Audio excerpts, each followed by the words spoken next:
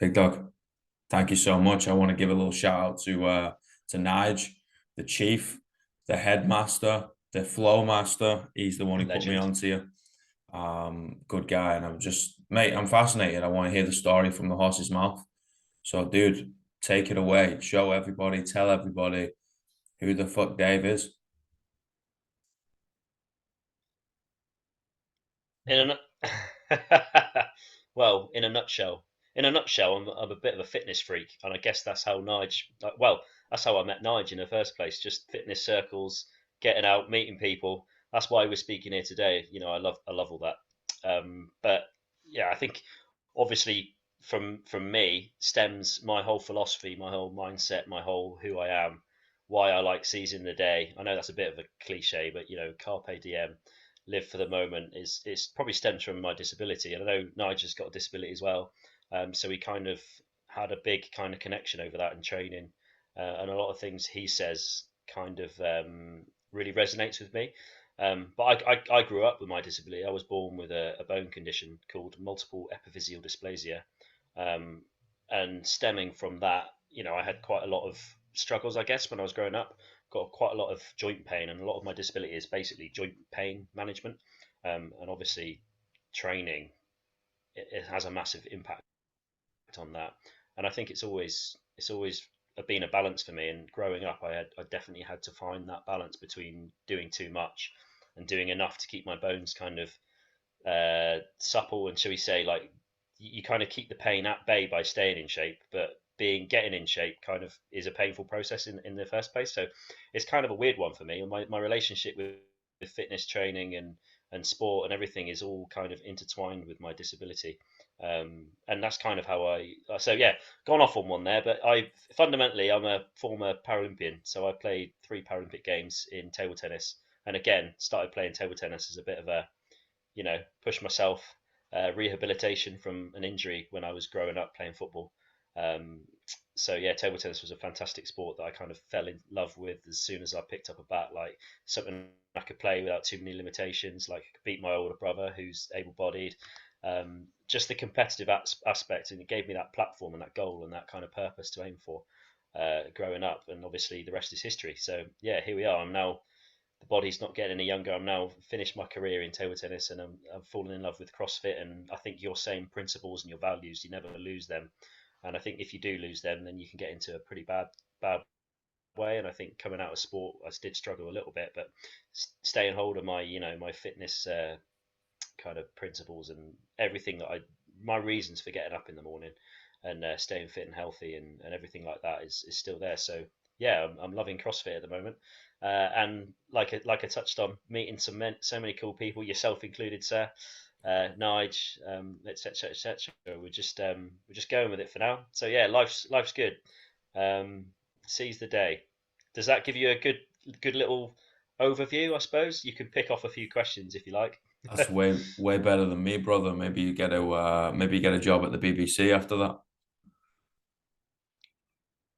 Oh, I don't know. I don't know about that.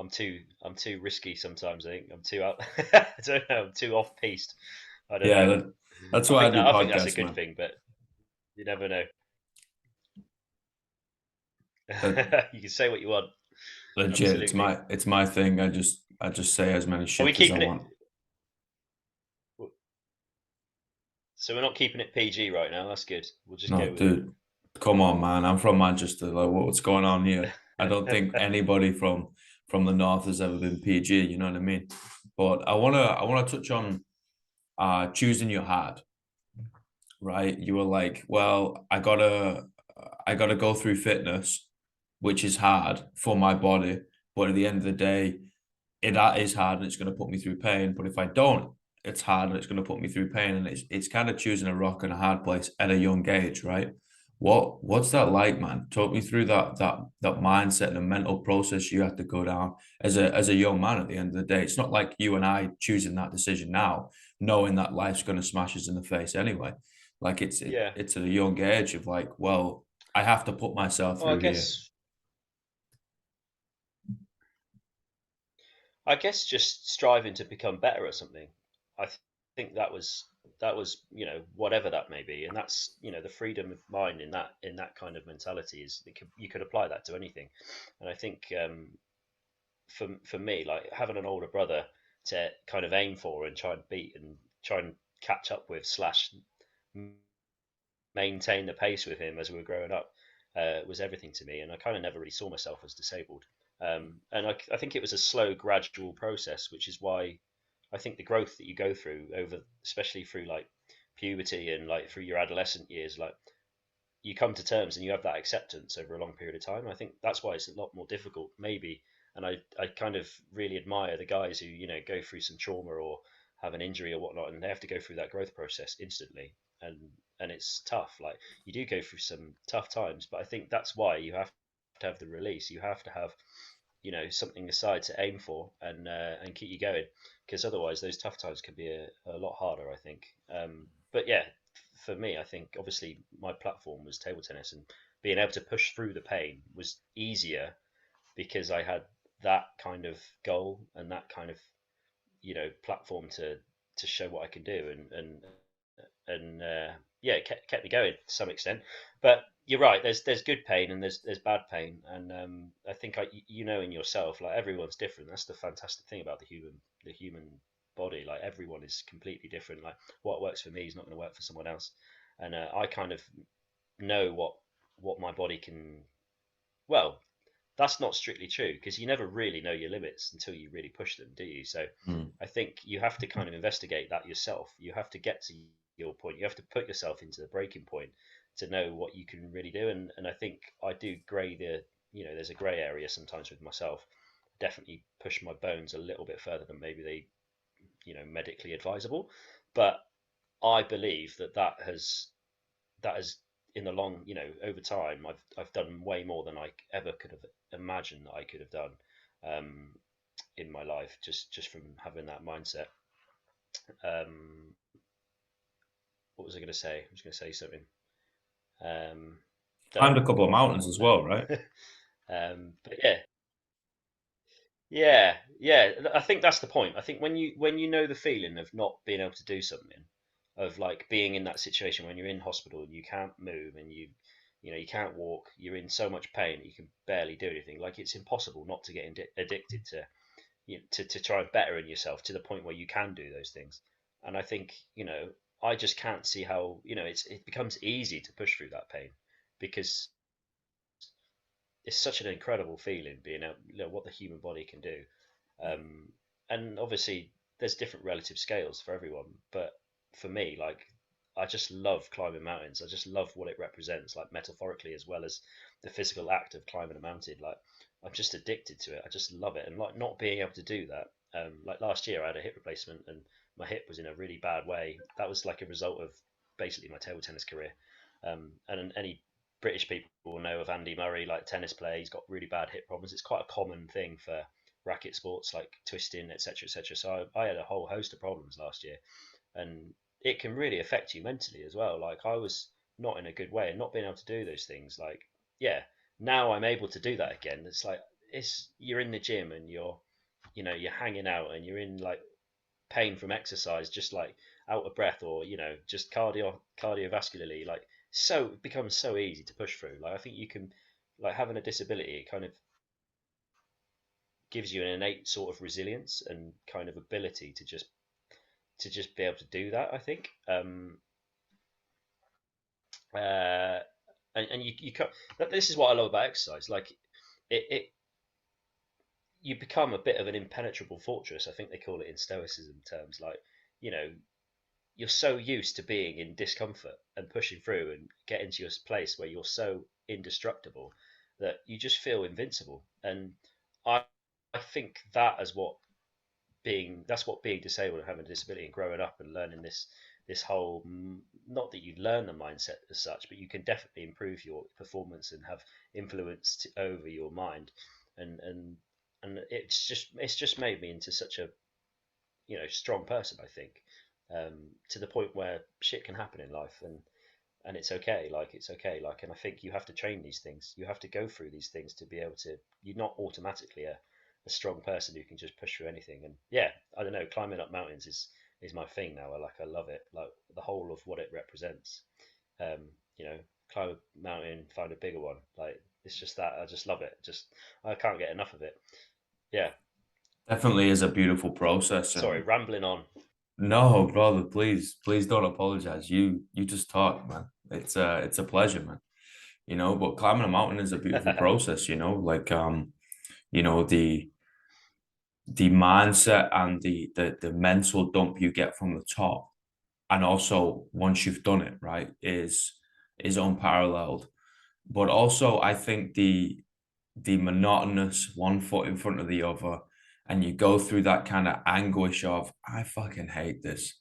Like, this is shit. Like, this hurts so much. I'm sweating. Like, everything's dripping in my eyes. I'm dirty. Like, there's no way I'm getting up there in time for sunset.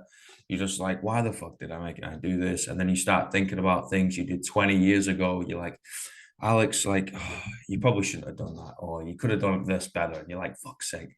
And you kind of hate yourself in a way, right? And I I feel like it's a meditative state, because you go through those processes and then you get to the top, and It's like it's clarity of mind, isn't it?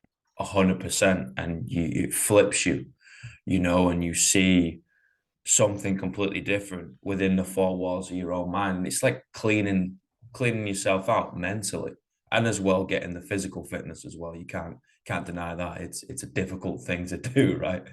But it's a mental process of like, oh, okay, we've just kind of got all cluttered Yeah. up here, and we're just gonna cleanse that bit and get rid of that. And oh, that's just garbage, so that can go in the bin. And then like, oh, that's gold, so that can stay. And I think I think it's beautiful, speaking to people that like to do those types of stuff, is quite fascinating, because everybody says similar things, and you can see a light bulb moment in them where they're like, oh, they're meditating right now. Rather than doing yoga, they're just going to go climb a big hill, because, well, they're not all right with the chocolate drops. But I like those people. They got a lot to say.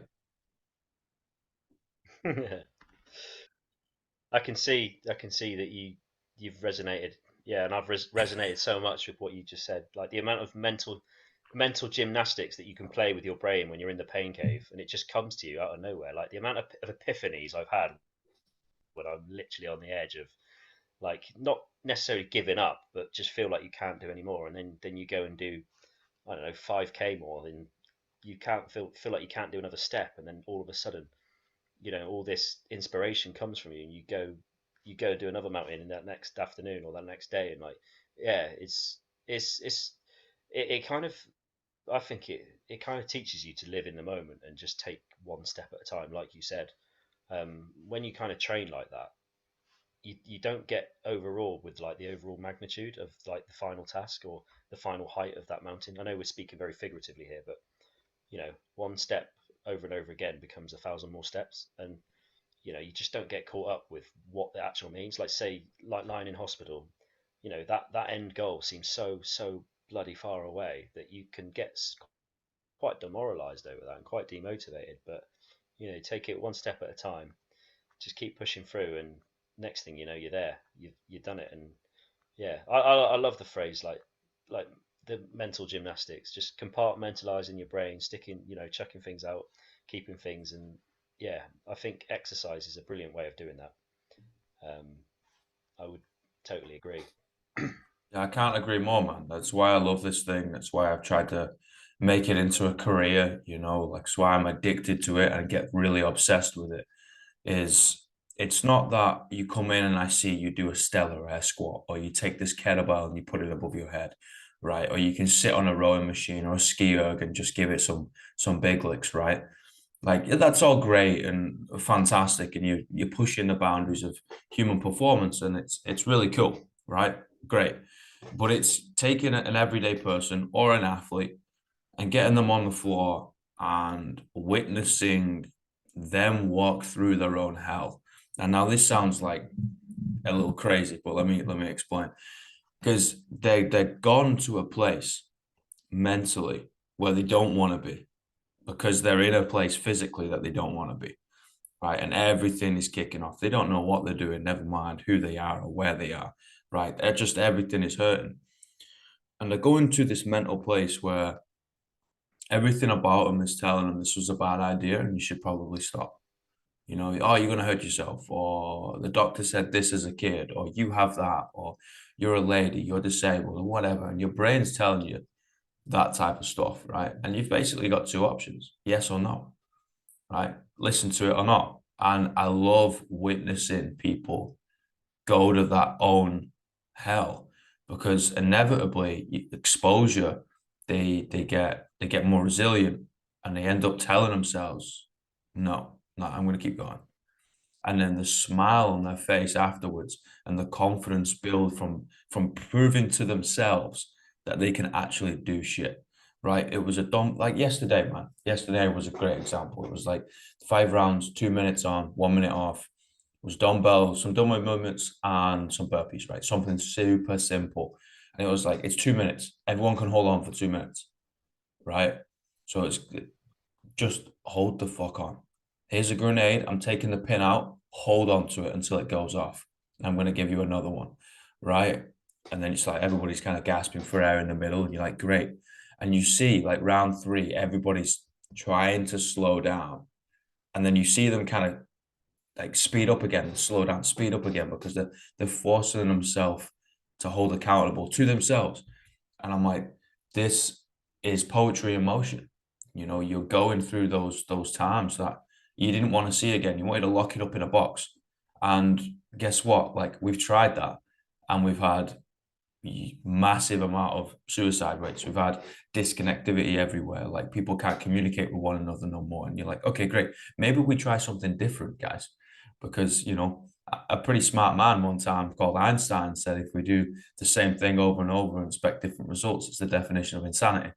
You know, I might be mental, but I'm definitely not insane. So how about we just try something different? And you see the development of a character because they've been exposed to that 3, 4, 5, 6 times a week. And hey, it could be a Yeah, colorate. You know, it could be completely different. They might be doing something outside of the gym that does it, which is awesome, and I hope they are. But you just see this development, and dude, it is yeah, yeah. electric. I'll tell you what, how much easier is it though to do it in that environment and push yourself when people around you are doing the same thing? Like, do you know what I mean? There's no way that I would have done some of the training sessions that I've done if I didn't have a training partner doing it with me. Do A you know what I hundred mean? It gives you percent. that accountability sometimes. I love the community, man. Yeah, especially you coaches are evil sometimes with your programming. There's no way I'd program some of the stuff for myself that were my coach. So yeah, I think I don't know what I always say with like my friends who go to the gym and just lift weights. It's I don't need a PT, man. I don't need a coach. It's like even the best table tennis player in the world still needs a coach. You still need that accountability and that kind of someone to drive you, even if it is a training partner. But yeah, I love it. I love the whole aspect of the community aspect of training, especially CrossFit. Like it's brilliant. That's again another thing, right? That community of struggle, like everybody's in the fight together, you know, and it's like we're all alone in this together because of inevitably we have to do it for ourselves. You know, like me being in the environment with you and you're working out, I don't get a benefit from that. Like maybe social benefit, yeah, but like I'm not getting the mental benefit. I'm not getting the physical benefit. Like I gotta get in that arena with you and start sweating on the floor. You know, a little bit of sweat equity and put some work in. You know, and yeah, 100%. I couldn't agree more. Like the shit that I do on my own compared to like when people are around is vastly different. And I'm mental anyway, so I'd put myself through hell. But there is no way on God's green earth I'd be able to do it. The same level of intensity, the same level of workouts. There's just I'm not doing it, man.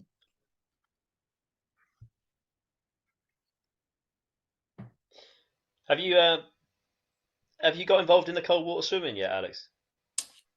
I think I'd be up your street in terms of the mental kind of game on that, or Um, not? well, Or do you not kind have it of. in New Zealand?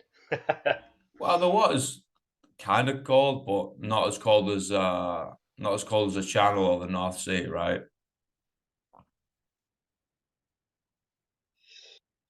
Yeah, yeah, yeah. I love it. I think I got into the whole ice swimming through lockdown. That was a good thing that lockdown brought out for me. Like, just I don't know why I didn't do it when I was playing table tennis at my peak. It would have been brilliant. But I just love what it represents. Aside from the mental and the physical benefits, just being able to, you know, if you had, like you said, if the grenade, if you had a gun to your head, someone told you to get in that water and stay in that water for so long, you could definitely do it. It's just whether or not you're willing to push through. It's only cold, it's just cold. And it's only cold if you think it's cold as well. Like if you let your mind go into a place where you get the breathing and everything, you can really conquer anything. And I love what that represents as well. Like to the point where I get like a euphoric kind of buzz out of going in the cold water. Helps my bones, helps my body recover everything, and it's just yeah. But back in the day, like I would have been like absolutely not, hate that. So yeah, that's another one little bit of my little, well, call it a hobby, I suppose. But Mm. yeah, it's good. I love it. I can't advocate it enough. Basically, No, I'd love to do it consistently, whether it's like an ice bath or whether it's like jumping in the sea, which is cold, but it's not obviously frozen. But I'd love to do it pretty religiously and assess the benefit, whether it's clarity of thought or whether it's how the body feels or reacts to training, recovery and sleep and all that. But something that I try and I'm trying, I'm going to put myself on record now. I'm trying to get back into the habit of is the sauna, man. Because look at me, I'm as white as a fucking ghost, mate. And yeah, the heat never makes it in the north. We get dark, we get cold, and we get the frigging rain. You no, know, like so the sauna for me is a really uncomfortable spot, and it used to really freak me out because I could not breathe in it, man. Like first time I ever got in a sauna, I couldn't make 4 minutes. Like it was bad. I couldn't breathe at all. And now it's like, okay, bitch, get in there, sit with your thoughts, and get to the fucking top shelf, right? Sit yourself there and just like suffer for 20 to 40 minutes. And that's something for me where it's like I can prove to myself if I can keep myself calm, you are capable of doing way, way more than you thought you could.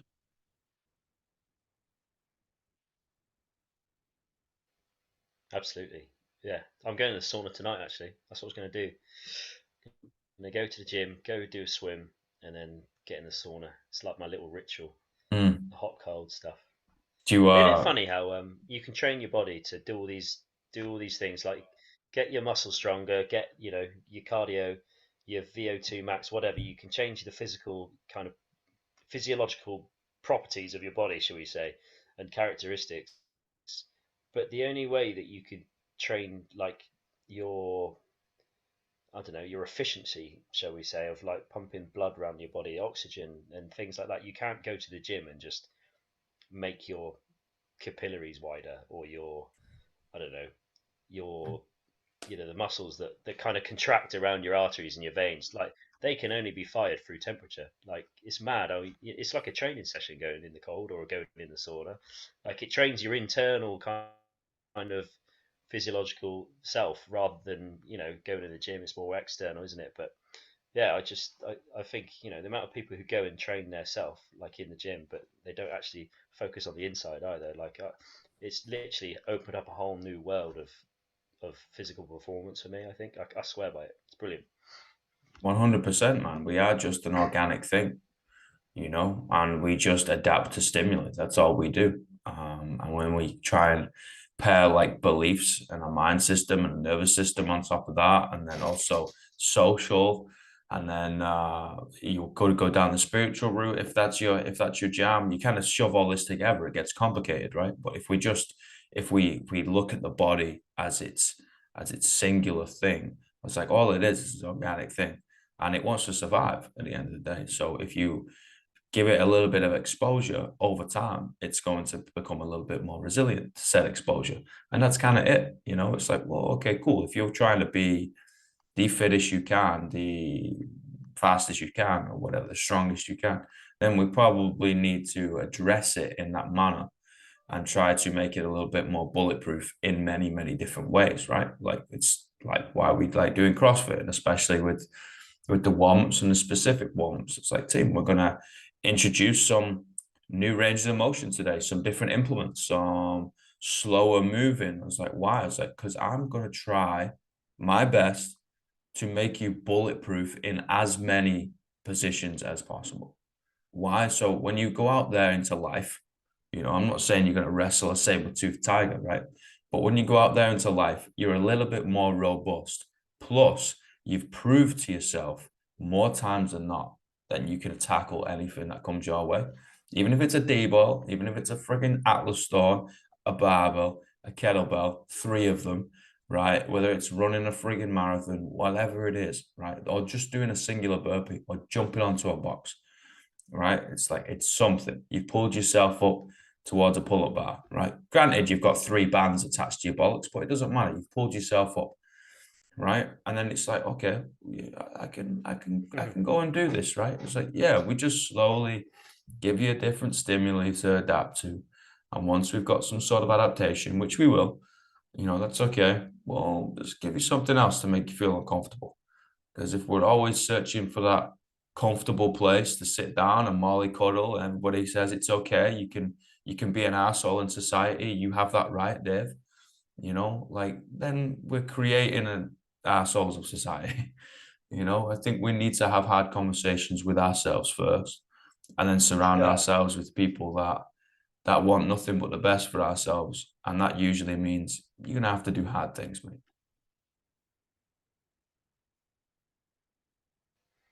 I think you're a much better speaker than I am in terms of summing up how to overcome struggles. It's like looking at struggles as a positive, isn't it? It's like doing that mental gymnastics and thinking, right, this is that stimuli. This is going to make me stronger. Struggles make you stronger, and it's how you respond to them. And obviously that's a bit of a cliche, but it's true. And I try and like impart that on, impress that upon like especially like youngsters growing up with disabilities who kind of not necessarily look at myself, but look at other people who, don't let it stop them. And it's, shit can happen in life, but and sometimes you really do have to scrape the barrel, and you have to just trust that, when you're up, all this, all these things, that, oh, this not necessarily happened for a reason, but it can have the potential to make me stronger. And when you're in it, you don't necessarily feel that because you're caught up in the emotions of it. But it's just reminding yourself, trust the process, trust that eventually, if you stick to the plan, stick to type, and it will make me stronger. And yeah, you do have to scrape the barrel sometimes. And I've certainly had to scrape the barrel a few times in my life, but you get out of it and you realize it's made me stronger. So the next shit that comes along, no matter how shit it might feel like, I will just be like, yeah. Or whatever your situation, like take an example of kids growing up with a disability or traumas happen, like promise you it will make you stronger, and you will find a place where that has helped you, and it's a good thing. It's seeing it as a good thing. um, but yeah, you kind of summed it up pretty well, better than I can. But yeah, that's the whole ethos of having a disability, I suppose, and overcoming it, and overcoming any change in life, and any anxiety or anything. It's see it as a privilege, see it as a come on then, let's have it. Mm. Yeah, That's because beautiful, I man. think for me like obviously I don't like however you want to view, like taking the example of disability, taking that as a, people can see it as a negative, people can see it as a struggle or whatnot, and you can take a lot of confidence from that. When you if you win a race with you know with at a massive disadvantage compared to the person you're racing against who has no disadvantage compared, that's a much bigger achievement. You get a bigger sense of achievement and satisfaction out of overcoming something to win something, for example. So I get a lot of confidence from that personally. Like if I just run a mountain without any kind of struggle whatsoever, it's not an achievement. Mm. Whereas you want it to be hard. You want it to be hard. You want it to be as hard as it possibly can, because that's an achievement. the sense of achievement you get from that is way more than just, oh, I don't know, if I didn't have pain and my legs work properly, and well, that's a bit boring, isn't it? Like, that's not an achievement. So you've kind of got to look at it in weird, perverse kind of angles sometimes. And there's always a way to look at it and juggle your mind to find yourself in a positive headspace where you can overcome anything in life. And I do think that's possible. Um, yeah, like I said, you gotta scrape the barrel sometimes, and you gotta maybe be a bit abstract with your thoughts. But there's always a way. Yeah, sometimes you got to go to a weird place, right? And that's okay. Yeah, Just make sure you don't talk absolutely. to anybody in that state because you come out with some weird shit. But at the end of the day, like Some people get angry, don't they? that, yeah, that's me, dude. Some people have to get into a point where they're like, "Is that you? Yeah." Yeah, You have to fight, like, get the rage, get the fire in your eyes, and then you can do yeah. anything. Yeah, That's it's a weird thing. It's definitely something that I've had to figure out how to get out of, and figure out how to use different emotion over the years. But yeah, it definitely comes from a place of fear. Um, and if I shoot first and kill it, it but can't that hurt works me. for you, right? Yeah, and I gotta be careful where I place it. Um, I have to be in a gym and use it in a constructive avenue. I need to be within the four walls of my mind and not communicating with people to use it in a constructive avenue. Otherwise, it's destructive. Like aggression is destructive, um, and Yeah, that's not got a place in the world. it's it's understanding yourself, though, isn't it? It's being mindful of these things and Mhm. using it as a positive and as a focus rather than using it just because it's defensive mindset and it's the only thing that makes you feel okay from the actual problem. Um, my example would be I used to get real nervous playing table tennis. I used to almost kid myself that it didn't matter. It's only table tennis. Like win or lose, it doesn't matter. Like what's the end? What's the end of the world? But that's quite a defensive mindset. I think it's quite a almost being okay with losing when actually no, it does matter. Like I really want to win this. I put a lot of effort, a lot of time into this, and a lot of I really care about this, and I really want to win. Like it's kind of swaying away from using things as a kind of a cover up, like a plaster, and it's not fixing anything. It's just putting a plaster over it. But yeah, nowadays my kind of techniques are much more different. I sway the other way. I'm like, yeah, it really does matter. This is an absolute privilege. I have trained really hard for this, like really, really hard. This matters big to me. Like this is why I'm doing it. This is the reason I'm getting up in the morning. Why would I go and not savor it? Why would I? It's a privilege. I can do these things. The human body's amazing. Go and do it. Like why not? This is why we're alive. Um, and that kind of fills me with inspiration rather than a bit of a plaster, if that makes sense. But anyway, that's just my example. Yeah, that's beautiful, man. You're using parts of your own characteristics and using it in a positive In manner. fact, I'm gonna. I've got this on my wall actually. Maybe I can show it to you. Can you see that? Hold on, lift me up. That What was does me it back in say? the day. Give it some. Can you see that? Don't hold anything back and play your game. Here you go, Dave Wetherill. Your younger self. Yeah, I've got that literally. I get up in the morning. That's what I have a look at. Give it some. Play your game. Obviously, it's not related to table tennis anymore, but it's so applicable to life, isn't it? I absolutely love that, man. Yeah, Your I've younger got self. I got loads of them.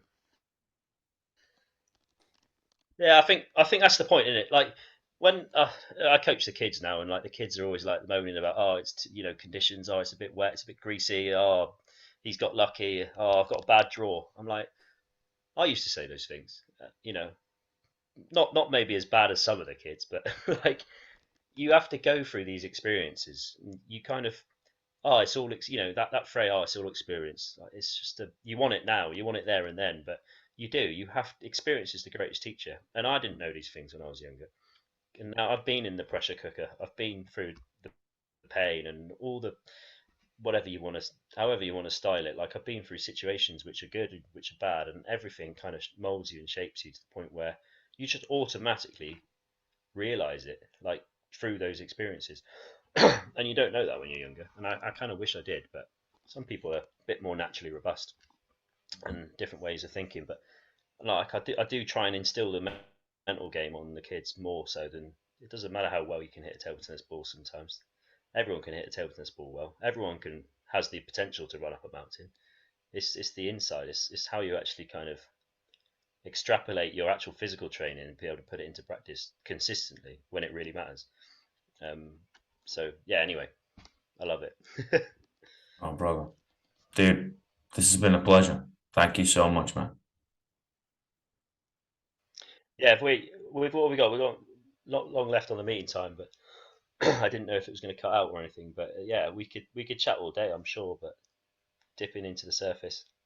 Yeah, Like I man. said, You. I've not had the best week in my own trading, so I'm using this as a bit of a a self kind of fulfilling. I get the good feeling back kind of thing. So I'm going to go in ahead tomorrow and smash it again. So thank you, sir. Much appreciated. Alex will do, bro. You don't have to call me sir. I'm Northern, mate. You know, no sirs ever made it up there, bro. Dude, thank you so Sorry, much, I'm man. too. I'm in the working world now. I've got a real job. Uh, Yeah.